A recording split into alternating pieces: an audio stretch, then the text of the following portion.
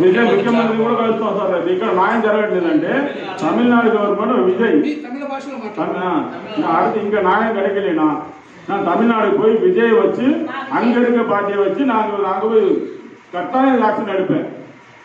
எங்க தமிழ்நாட்டில் போய் இங்க நியாயம் எடுக்கல, கம்மத்தில் நியாயம் எடுக்கல, சிஏ கேஸ் எடுக்கல, முனிசிபாலிட்டி கேஸ் எடுக்கலன்னு சொன்னா தமிழ்நாட்டில் போய் அங்க போய் ரிப்போர்ட் பண்ணி அங்க எல்லாம் செஞ்சு மறுபடியும் கம்மத்தில் இவங்களை கேஸ் எடுக்க வைப்பேன்.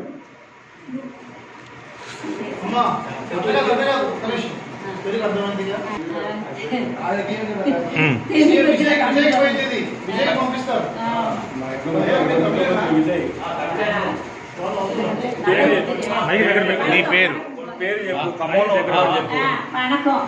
நாங்க தமிழ்நாட்டில் இருக்கோம், தமிழ்காரங்க கம்மத்தில் இருக்கோம், தெலுங்கு நாட்டில் முறுக்கு போறோம். விஜய் முதலமைச்சர் அண்ணா விஜய் எங்களை இங்க ஒரு வீட்டுக்கு பிள்ளைகதன்னு சொல்லி எங்கெல்லாம் வீட்டை விட்டு வெளியே ரொம்ப கஷ்டத்துக்கு புகை வருதுன்னு சொல்லி அடிக்கிறேன். எங்களை போலீஸ் ஸ்டேஷன் போனா போலீஸ்காரங்க எடுத்துக்கிற மாட்டேன்றாங்க, முனிசிபாலிட்டி எடுத்துக்கிற மாட்டேன்றாங்க.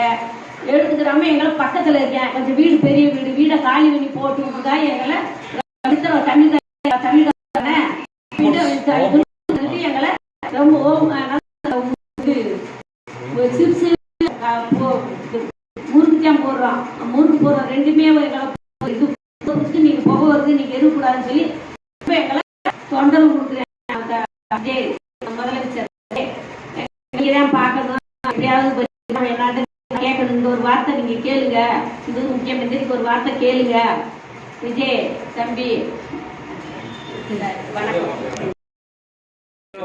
విజయ్ ముఖ్యమంత్రి కూడా కలుస్తాం సార్. ఇక్కడ న్యాయం జరగట్లేదంటే తమిళనాడు గవర్నమెంట్ విజయ్ அடுத்து இங்க நியாயம் கிடைக்கலனா நான் தமிழ்நாடு போய் விஜய் வச்சு அங்க இருக்க பார்ட்டியை வச்சு நாங்க போய் கட்டாயம் ஆக்ஷன் எடுப்பேன்.